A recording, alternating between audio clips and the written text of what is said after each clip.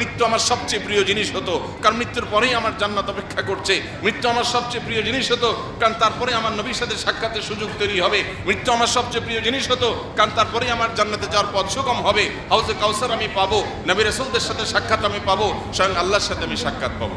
আল্লাহ আমাদের সবাইকে সেই জীবন লালন করার তৌফিক দান করুন। যুগে যুগে ওসমান হাদিরা ঘরে ঘরে জন্মায় না, ওসমান হাদিরা জেলায় জেলায় জন্মায় না, প্রতি বছর জন্মায় না, কিন্তু এরা আমাদের যুবকদের জন্য শিক্ষা, আমাদের সবার জন্য শিক্ষা, অনুপ্রেরণা।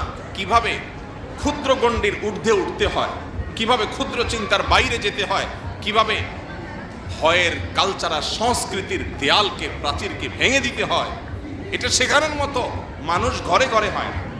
আল্লাহুম্মা আহসিন খাতিমানা ওয়া আওয়াকিবানা। আল্লাহ আমাদের মৃত্যু, আমাদের শেষ পরিণতিটা যেন ভালো হয়, সুন্দর হয়, সার্থক হয়, আমাদের জন্য সেটা যেন আনন্দের হয়।